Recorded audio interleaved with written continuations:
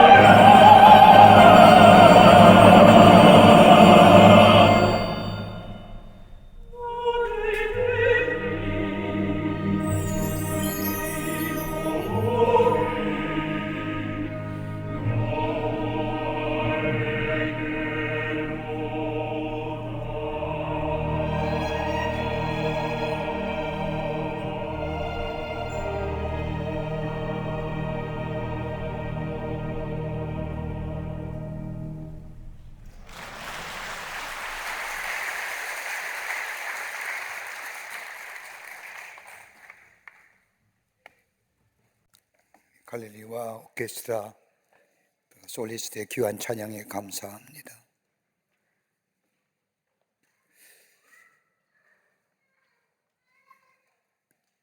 그리스도인이라고 하면 단순히 예수를 믿는 사람이 아니라 그의 삶에 변화된 사람을 가리킵니다. 예수님을 인격적인 만남을 통하여 우리의 삶에 새롭게 변화된 사람을 가리킵니다. 이런 분들이 그리스도인입니다. 이 변화를 신학적인 용어로 회심이라고 얘기합니다. 회심하였다는 것은 그리스도를 믿는 사람으로 바뀌었다는 것을 말합니다. 단순히 구원받은 것에서 그치는 것이 아니라 우리의 삶이 새롭게 전체가 변화되었다는 것이 바로 회심, 컨버전, 회심되었다, 컨버티드. 이 회심은 구원과는 별개입니다. 구원은 하나님의 일하심입니다. 하나님께서 은혜로 구원하신다는 것은 하나님의 영역입니다. 우리가 스스로 구원한다는 것은 있을 수가 없습니다. 예수님께서 우리의 죄를 대신하여 십자가에 죽으심으로 우리의 죄를 사하여 주시고 우리를 구원해 주셨다는 그 놀라운 사실을 우리가 믿음으로 받아들이게 될 때에 우리 안에 구원의 역사가 일어납니다. 그러기에 구원은 전적인 하나님의 주권에 달린 일입니다. 그러나 회심은 좀 다릅니다. 회심했다는 것은 변화했다는 건데, 이 회심은 예수 그리스도를 통한 구원 사역에 대한 인간의 반응이 회심입니다. 하나님께서 베풀어 주시는 구원의 은혜와의 첫 만남이 바로 회심, 즉 변화라 할 것입니다. 이 회심을 통하여 우리는 하나님과의 구속적인 관계 안으로 들어가게 됩니다. 회심한다는 것은 단순히 죄책감이나 속박과 소외로부터의 벗어난 것으로만 그치는 것이 아니라 죄로 말미암아 곤경에 빠진 상황에서 벗어나 예수 그리스도의 십자가의 은혜와 더불어 부활의 신앙으로 우리의 삶이 매일매일 새로워지는 역사를 경험케 하는 것이 회심입니다. 이걸 좀 더 설명하자면, 예수를 통하여 하나님께 받아들여지고 하나님의 자녀로 입양되는 것, 이걸 가리켜서 우리가 칭의함이라고 얘기합니다. 예수님의 십자가에 돌아가심을 내가 믿습니다. 내 죄를 위하여 예수님이 속죄물이 되신 것을 내가 믿습니다. 그 놀라운 십자가의 은총을 받아들일 때, 믿게 될 때 우리를 하나님께서는 의롭다 여기시고 양자 삼아 주십니다. 하나님의 자녀 삼아 주신다는 겁니다. 이 믿음이 우리를 의롭게 합니다. 이 믿음은 우리의 믿음의 토대가 됩니다. 그런데 의롭게 된 사람이라 할지라도 우리 안에 남아있는 이 죄책감, 죄에 대한 이 노예 상태, 소외감, 가끔 다시금 돌아갈 때가 있습니다. 우리가 은혜로 하나님의 구원의 백성이 되었는데, 하나님의 놀라운 사랑으로 하나님의 백성이 되었는데, 우리는 때로 그 은혜 안에서 감사와 감격과 주님의 기속적인 교제를 통해서 우리의 믿음이 성숙되어지기보다는 때로는 간혹가다 생각할 때가 있습니다. 내가 하나님 앞에 좀 더 많은 것을 해야 되지 않나? 좀 더 하나님 앞에 더 많은 일과 시간들을 밝혀야 우리가 내가 구원의 역사를 경험하지 않나 생각하여 율법에 의해서 율법주의로 돌아가는 것, 은혜로 구원받았는데 그 안에 감사와 감격이 넘치는 것이 아니라 행함의 삶을 통하여 내 구원의 완성을 이뤄보고자 하는 일들. 여러분, 이 문제 해결하려고 한다는 게 아니라 내가 구원함으로만 그치는 것이 아니라 내가 주님과 늘 은혜 안에서 말씀과 기도의 삶을 통하여 성화의 단계로 나아가면 때에 이 문제가 해결되는 거예요. 그리스도의 형상으로 변화되는 겁니다. 구원받았으면 내가 의롭다 영임을 받는 겁니다. 칭의함을 받은 겁니다. 칭의함으로 그치는 것이 아니라 예수 그리스도의 깊은 영적인 만남과 인격적인 교제와 하나님의 말씀을 통하여 내 삶 속에 그 말씀이 생활화되어지는 삶을 통하여 우리 안에 성화되어 가는 거예요. 이걸 가리켜서 변화, 회심, 매일매일 새로워지는 역사의 경험. 그러기에 회심은 두 가지의 내용이 있습니다. 하나는 하나님께로 돌아가는, 하나님에 의해서 타의적으로 하나님께로 돌아가는 방법이 있는 반면에 내가 스스로 깨달아 알아서 하나님께로 돌아가는 자의적으로 하나님께 돌아가는 방법이 있습니다. 그러기에 매일매일 회심의 역사가 우리 가운데 있어야 됩니다. 어렵게 된다는 것이 칭의가 그리스도인의 출발점이라고 한다면, 성화는 그리스도 안에서 우리의 삶과 정체성에 관한 목적이요 목표일 뿐만 아니라 이것이 우리의 삶 속에 이루어질 때 우리는 궁극적으로 하나님 앞에서 영화로운 존재가 될 수 있다는 겁니다. 그러기에 그리스도 안에서 성숙해지고 완전해지고 온전해진 것이 바로 성화의 삶이요, 구원받아 변화되어 그리스도 안에서 성숙되어져 가는 삶, 이것이 회심이라 할 것입니다. 종교개혁자 마틴 루터는 그리스도의 삶에서의 중요한 것이 회심인데, 회개의 삶이고 변화되어 가는 삶인데, 여기에는 세 가지의 변화가 있다고 얘기합니다. 예수 잘 믿으면요, 성화의 과정에 들어가게 되면요, 하나는 뭐냐? 지성적 회개예요. 또 하나는 도덕적 회개예요. 또 하나는 종교적 회개입니다. 이 회개의 삶이 우리 가운데 일깨질 때에 그 삶이 전인적인 건강의 삶뿐만 아니라 영적 강자로서의 삶을 살아갈 수 있다는 겁니다. 그 첫 번째 지성적 회심이 뭐냐? 머리의 회심입니다. 중생하면서 거듭나면서 생각이 바뀌어지는 겁니다. 이성적이고 자기 중심적인 가치관의 삶에서 그리스도 중심의 삶으로, 하나님 나라의 중심의 삶으로 가치관이 바뀌어지는 겁니다. 이걸 중생했다는 겁니다. 회심했다는 겁니다. 거듭나 변화되었다는 겁니다. 이런 사람은 부정적인 가치관에서 긍정의 가치관으로 바라보며 염세적이며 절망과 좌절의 인생에서 하나님을 믿는 믿음 안에서 낙관적인 삶으로, 소망과 확신의 삶으로 새롭게 달라진 인생, 다른 말 아니라 지성적 회심, 머리의 회심입니다. 또 하나 또 한다면 가슴의 회심입니다. 종교적 회심입니다. 가슴이 뜨거워지는 걸 말합니다. 세상을 살면서 분노와 좌절, 죄책감과 많은 후회와 회한에 늘 마음이 상하고 상처받고 헤어내질 못하다가 중생하게 되면 하나님의 내 안에 거하시고 그로 인하여 그리스도의 생명력이 발산되는 인생, 빈 가슴이 채워지는 가슴이에요. 뭘로? 생명 없는 삶이 생명 있는 삶으로 바뀌어요. 이런 사람은 원망하는 사람이 감사의 사람이 됩니다. 용서하지 못하는 사람이 용서의 사람이 되고, 가슴을 쥐어짜듯 분노의 사람이 평안의 사람이 되고, 한숨 쉬고 절망하며 다 끝났다는 사람이 소망의 사람으로, 부정적인 염세적인 사람이 긍정의 사람으로 변해지는 것, 이게 회심에, 이게 거듭났다는 겁니다. 또 하나 또 간다면 도덕적 회심입니다. 루터는 이 도덕적 회심을 뭐라고 했느냐? 돈주머니의 회심이라고 하는 거예요. 물질관이 바뀌어지는 거예요.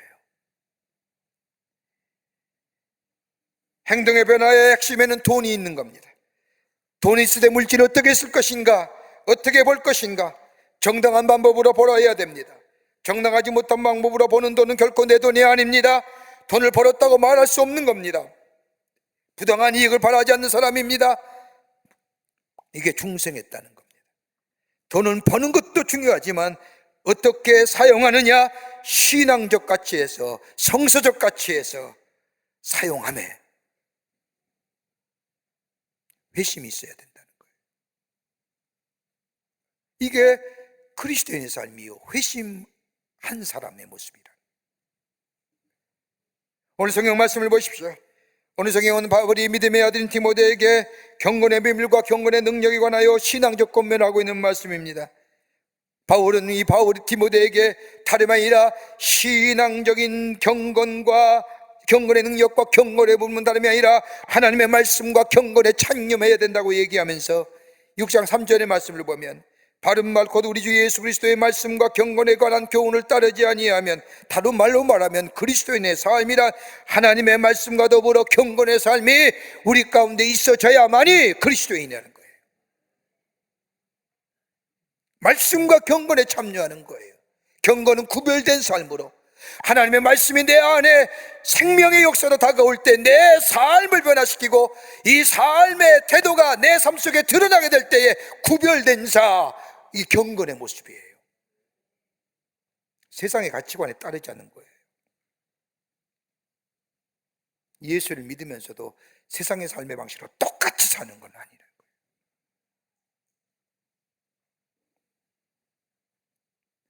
그러기에 말씀을 사랑하며 말씀을 묵상하며 말씀에 순종하며 말씀이 수적으로 나의 삶을 이끌어가는 인생, 말씀의 공급력을 받아서 내 삶 속에 구별된 삶으로, 다시 말한다면 변화된 삶으로 살아가는 인생들, 그 말씀에 창념하게 될 때에, 말씀에 공급받게 될 때에 그 속에 경건의 능력이 나타납니다. 여러분, 그리스도의 삶에서 말씀의 사람이지만 어떻게 되는지 아십니까? 예수는 믿길 때 하나님의 말씀에 공급함이 없고 말씀을 묵상하지 아니하며 말씀에 순종하지 않을 때 내 삶 속에 어떤 것이 싹 드느냐? 교만함이에요. 자기를 마음을 자기 마음대로 주장할 수 있는 사람이 도대체 얼마나 될까요? 여러분의 마음대로 여러분의 마음 주장하십니까? 쉽지 않아요. 그러나 하나님의 말씀이 나를 지배할 때 내가 바른 자리에 설 수 있을 뿐만 아니라, 하나님의 말씀이 내 안에 있을 때 나의 삶으로 생명력 있는 역사를 일으킬 뿐만 아니라, 그런데 이 말씀이 나의 삶 속에 떠나가 되면 그 말씀의 빈자리에 뭐가 채워지느냐? 교만함이 채워지는 거예요.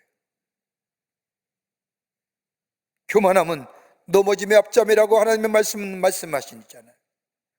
여러분, 교만함은 어떻게 되느냐? 교만함은요, 수용성이 사라져요. 무식한 사람 돼요.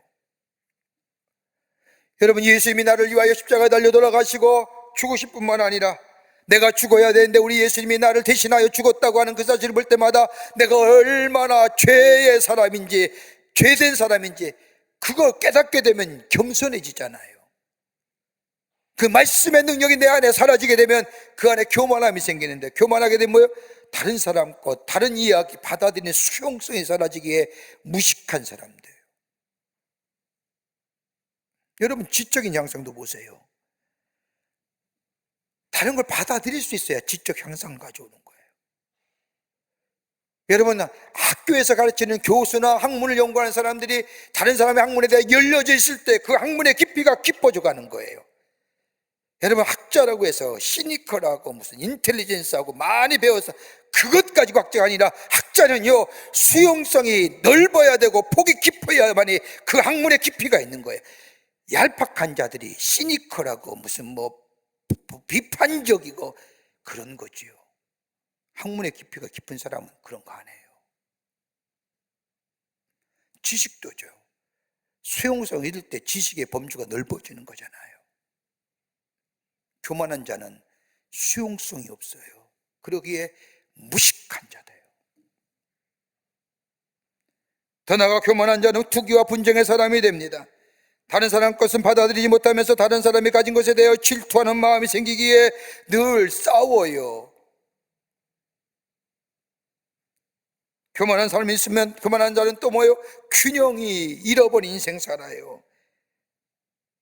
하나님의 말씀이 사라지면요, 교만한 자 됩니다. 수용성이 사라지게 무식한 사람이 되고 투기와 분쟁의 사람이 될 뿐만 아니라 균형 잃은 삶을 살아갑니다. 그러나 우리 안에 예수 그리스도의 말씀이, 하나님의 말씀이 우리 안에 있을 때에 그 인생이 균형 잡힌 인생으로 삽니다. 전인적 건강을 이룹니다. 강건한 인생으로 살아갑니다. 바울은 오늘 디모데에게 말씀과 경건에 참여하는 것이 전인적 건강을 이루는 삶이라 이야기하면서, 구체적으로 너희 삶 속에 어떤 모습이 일어날 때에 영적 강자로 전인적 강건함을 이루며 사는 삶을 살아갈 수 있을까? 오늘 교훈하고 계십니다. 우리에게도 큰 도전과 귀한 영적인 교훈이 됩니다. 무엇일까요? 첫째는 자족하는 마음이 있어야 된다고 얘기합니다. 자족하는 마음이 풍요의 의식입니다. 디모데전서 6장 6절의 말씀을 보십시오. 자족하는 마음이 있으면 경건은 건이 이기게 되니라고 말씀하실 뿐만 아니라, 그 너머 8절의 말씀을 보면 우리가 먹을 것과 입을 것이 다 있는 줄 족한 줄로 알지니라 하시는 거예요. 여러분, 영적인 강건함을 이루는 삶은요, 믿음으로 구원받은 삶의 변화는 감사예요. 이만하면 충분합니다. 주신 것에 감격하며 사는 것이 은혜 받은 자의 모습이요, 더 나아가 영적인 강건함을 이루는 자의 모습입니다. 여러분, 사람들은 100%의 것이 있어야만이 행복하다고 생각합니다만은 아니에요. 1%만 가져도 행복할 수 있습니다. 아무것도 없어도 건강하면 행복하시지 않습니까? 문제는 뭐예요? 과잉이에요. 어제는 뉴욕타임즈에서 돈과 인간의 함수관계를 연구하는 결과를 발표한 적이 있습니다.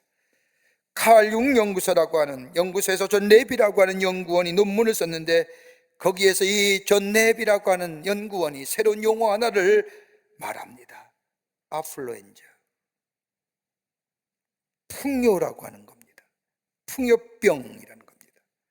아플루엔자라고 하는 말은 인플루엔자와 플러스, 독감을 얘기하는 인플루엔자와 풍요를 얘기하는 어플리언스라고 하는 합성어로 아플루엔자.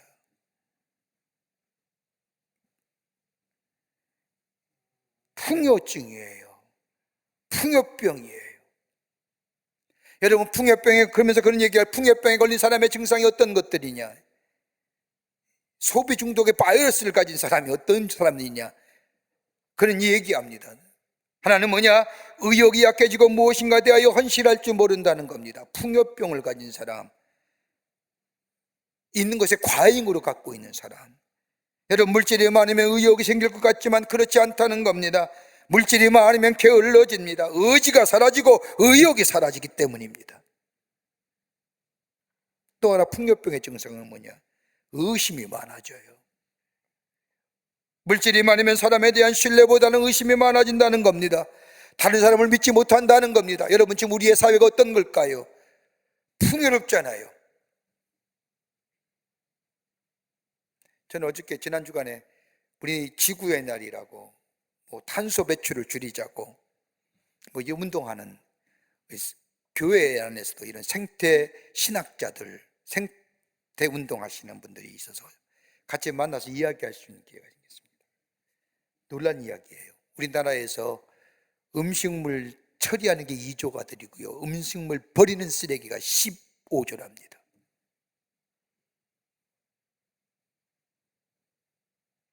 너무 풍요로운 거예요. 우스갯소리입니다만은요, 탄소 배출 줄이자고 하잖아요. 여러분, 배가 터지게 먹고 꺽 하는 거 탄소예요. 여러분, 지구 오염시키는 거예요. 배 터지게 먹고 트름하는 거, 그거 탄소라니까요. 해봤잖아요. 지구 오염이에요. 그 소리 듣고 저는 웃었지만 뒤에 집에 와 가만히 생각해 보니까, 사무실에 들어와 생각해 보니까 맞는 얘기예요. 배는 터지게 먹고 꺽, 지구 오염.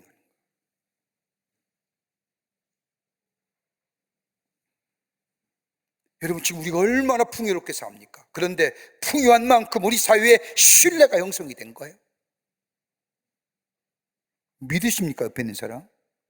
아이고, 말로는 믿는다고 하지요. 믿지 못하잖아요. 의심이 많아집니다. 풍요병 걸린 사람은 또 하나 삶의 지루함을 느낍니다. 삶의 의미를 상실했기에 지루해집니다. 여러분, 무엇인가 열심히 뛰고 열심히 노력하여 성취하는 마음이 있어야 삶의 에너지가 있는 거죠.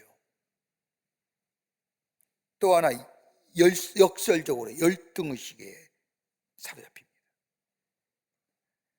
돈 버느라고 물질 때문에 물질이 모든 것을 해결해 줄 것이라고 생각했기에 인격인 것인지 도덕적인 소양, 이거 게을리한 거예요.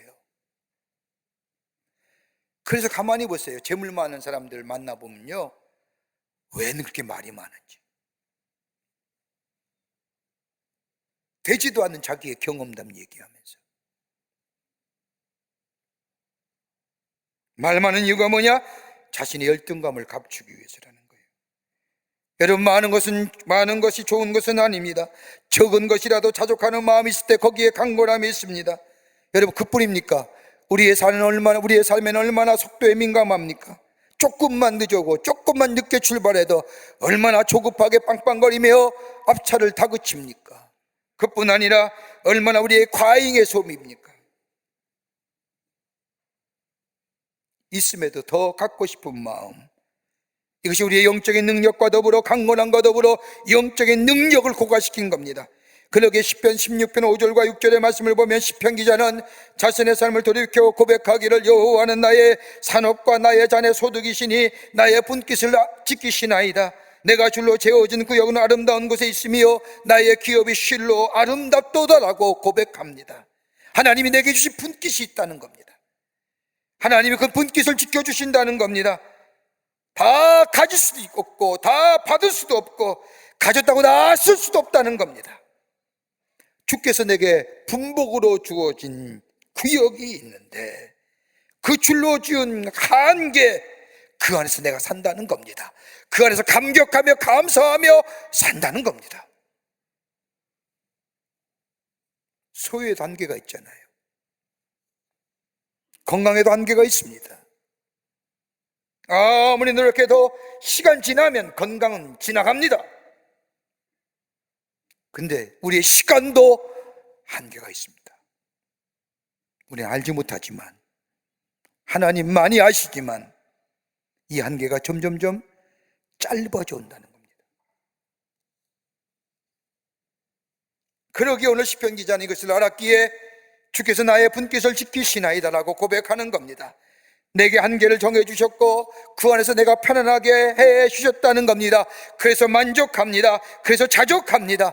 내게 준 건강으로 인하여 감사하며 내게 준 가정으로 인하여 감사하며 내게 준 자녀들 인하여 감사하며 적든지 많든지 간에 내게 준 분깃으로 인하여 하나님 앞에 감사하며 그래서 아름답게 여기며 찬양하며 찬송하는 인생, 이게 전인적 강건함을 이루는 심이요 여기에 영적인 능력의 역사가 우리 가운데 있어집니다. 두 번째는요, 청지기적 마음이 있어야 된다는 겁니다. 청지기적 마음이 있어야 됩니다. 오늘 본문 7절의 말씀을 보십시오. 우리가 세상에 아무것도 가지고 온 것이 없음에 또 하나 아무것도 가지고 가지 못하리니, 내 것이 없다는 거요. 이 세상 사는 동안 내게 맡겨주신 것들이지요.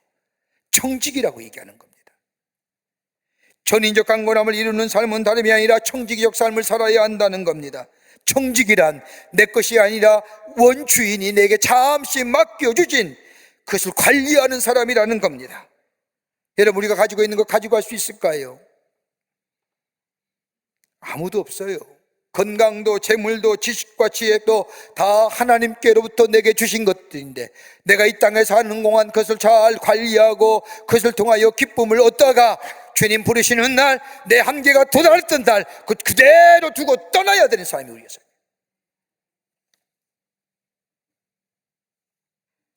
다윗이 통일국가를 이뤄 왕이 되었을 때에, 한참 전성기 때에 이 왕이 보석을 만든 기술자를 하나 불러놓고 이야기합니다. 좋은 바지 하나를 만들어 보아라.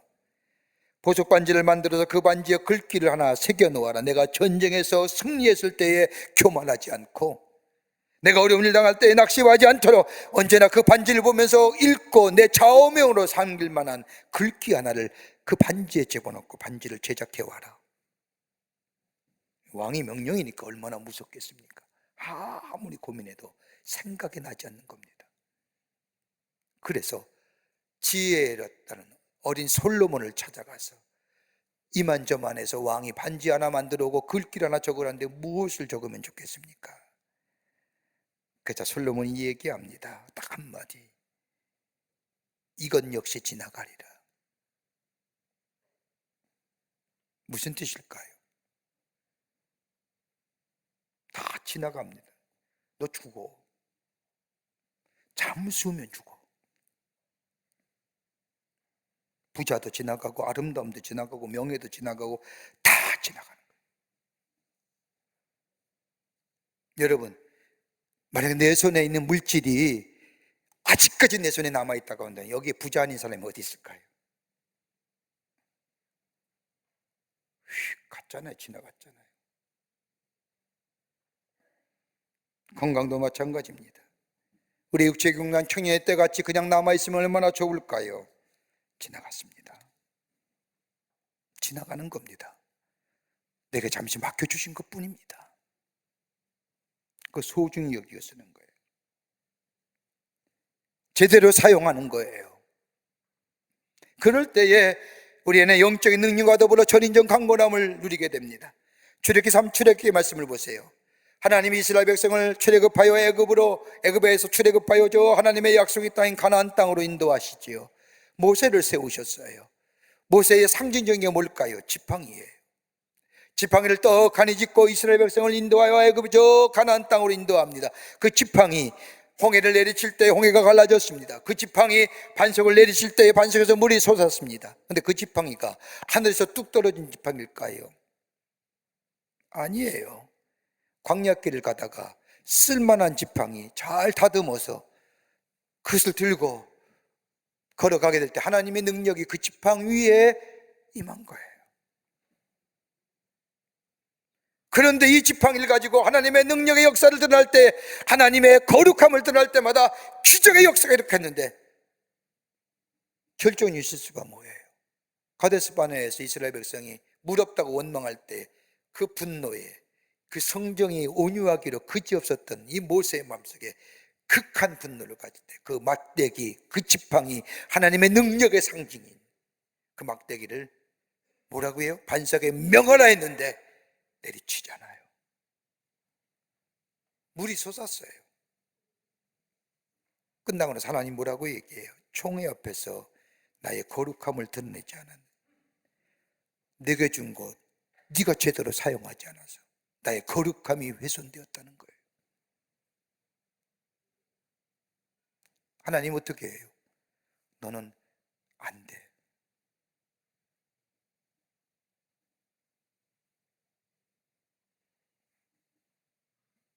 제대로 사용해야 됩니다.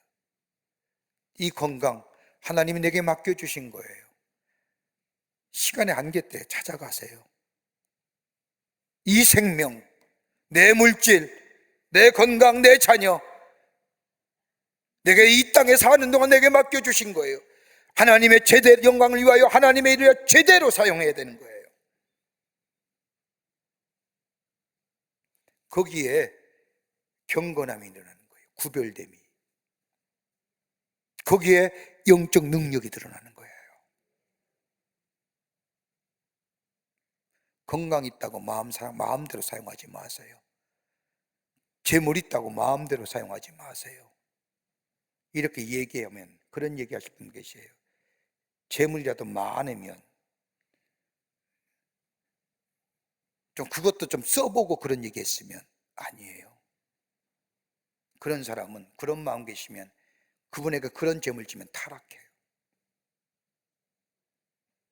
주신 분께 감사함을 알고 그것을 가지고 뭐요? 하나님의 귀한 영광을 위해서입니다. 끝으로 탐심으로부터 자유로워야 돼요. 탐심으로부터요. 10절 말씀을 보십시오. 돈을 사랑하며 일만하게 뿌리가 되나니 이것을 탐내하는 자들은 미혹을 받아 믿음에서 떠나 많은 근심으로써 자기를 찔렀더라.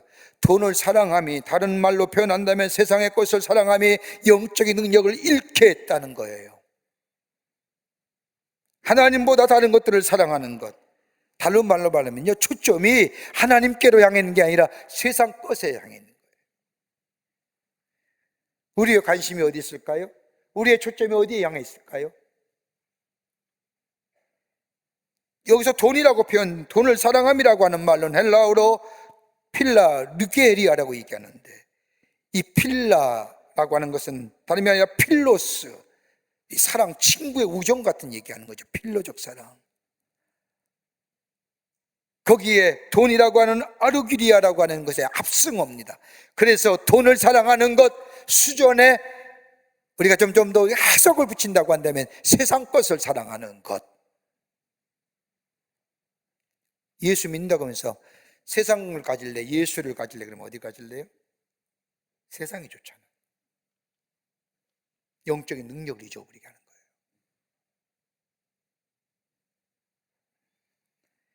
탐욕을 다스렸어야 됩니다.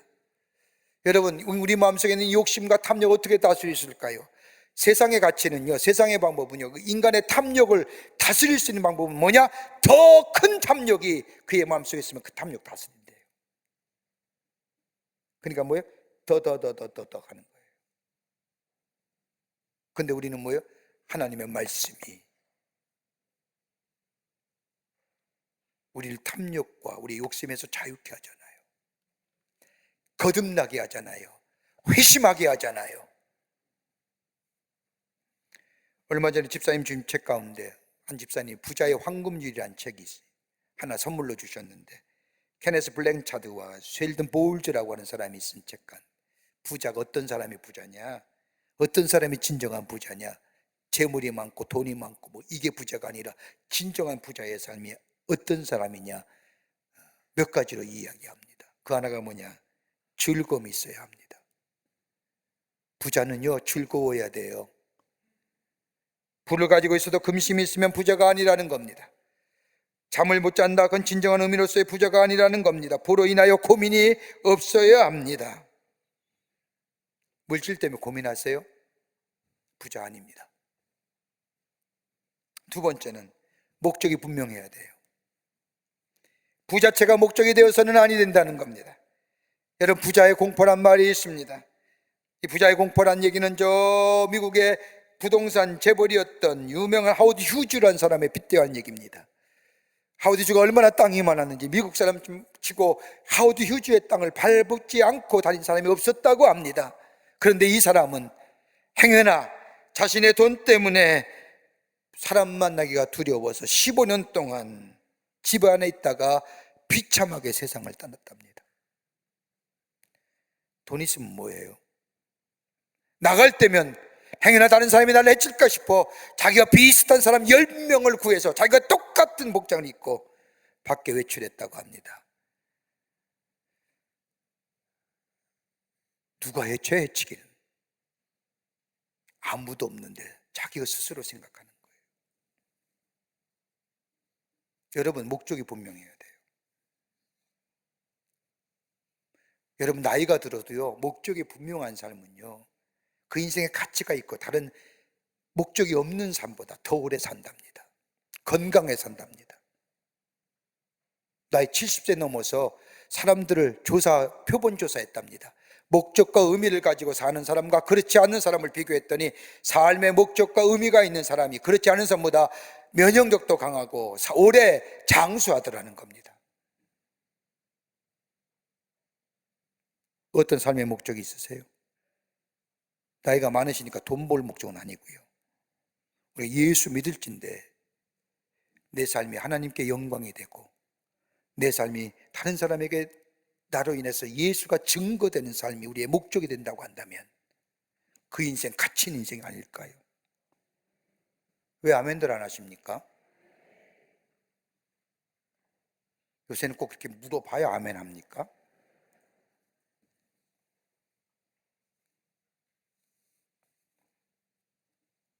돈이 목적이 아닙니다. 또 하나 있습니다. 창의력이 있어야 된다는 얘기하는 겁니다. 남의 뒤를 따라 살아왔습니까? 아니면 남을 모방하여 살아왔습니까?